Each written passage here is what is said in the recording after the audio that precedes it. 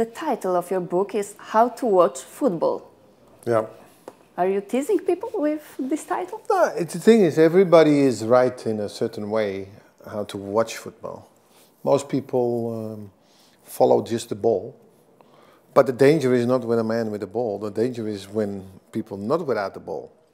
And I try to give them examples in the book how to watch football in a different way than you used to on the television. But you want football fans to be some kind of people that will analyze all the time? They do it anyway. Because in the bar, they say, they talk about it all the time. They argue with each other. For that reason, if you know more about a game, then the arguments will be more profound than only what you see. Only. There's a tactics. There's a reason why you do things. And the reason why you do things is not only because you want to play beautiful, you want to go past players. No. There's a reason why you do it. And what is the reason behind it? Who is this book written for? For everybody.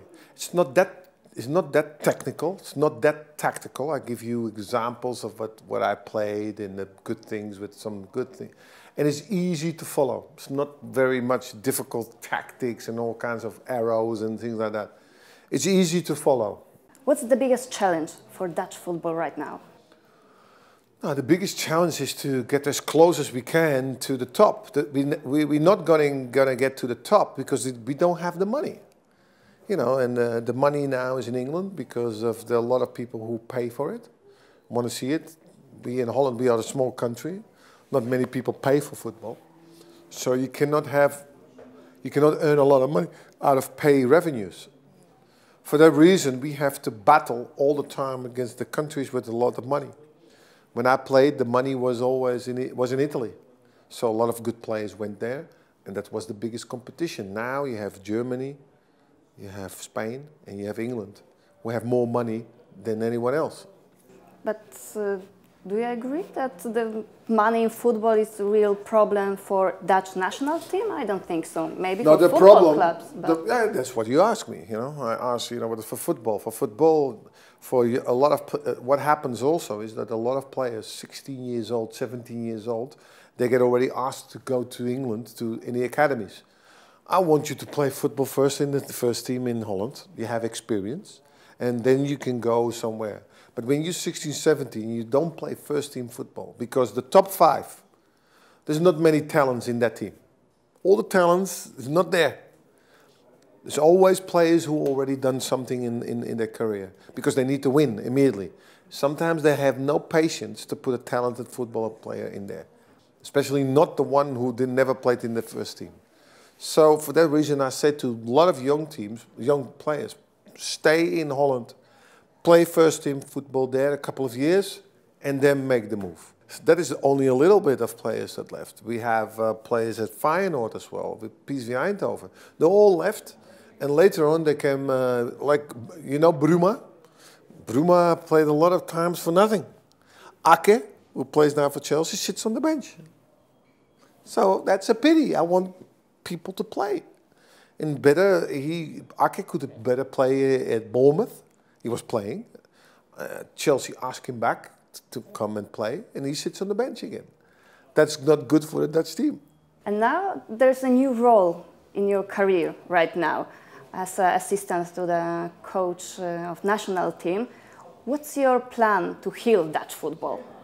We just do. We're going to do everything in order to hope to qualify. I cannot say too much about it because I'm the assistant. Dick Advocaat is the one who's going to do that. So I will leave it to him.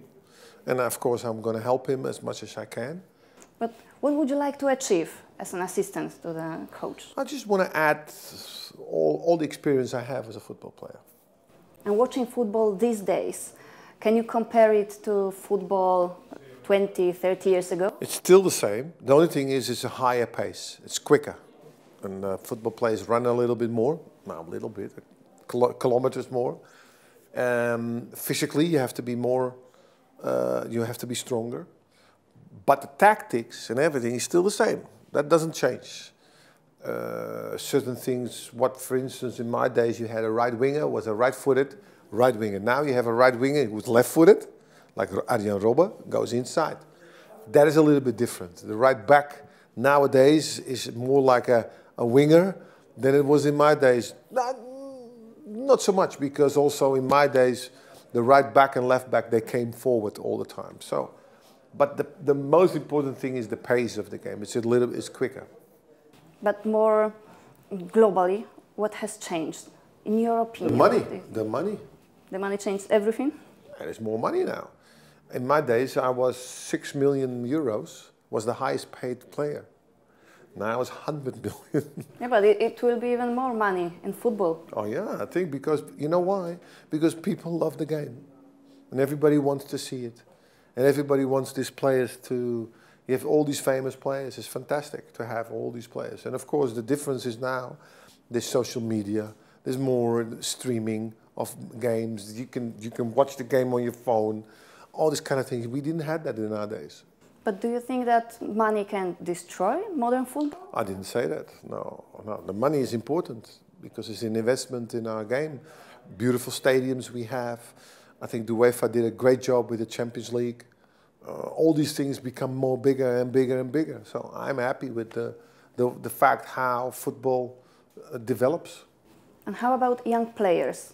Do you think that nowadays we won't have such a good players like Messi or Cristiano Ronaldo because young children prefer to play not football with their friends, but they're sitting in front of computer? Do you think it might be a problem? Things changed, of course. You know, you have more to do at home because of the computer and all the other things. The kids don't play at street anymore so much. Again, because they have much more things available. If you have nothing to do, then you go play football, you go on the street. That is a disadvantage, of course, for the game. What is bad also for the game is the plastic turf they use a lot in Holland at the moment. That's also one of the reasons why we're struggling now with football, because it's not the same game. Look, if you live in Africa where it's hot all the time and grass has difficulty, okay, I can imagine. Or when it's very cold, like in Norway or whatever, I understand. But you know, we have the best, you know, circumstances for turf, normal turf. Why would you then play on plastic? So it's a difficulty. We need to tackle that, and there's already a lot of initiative from the federation in order to change that. But the majority of clubs, they decide, and yeah, if the rest of the Europe plays on normal grass and we stick to what we have, we're going to have major problems.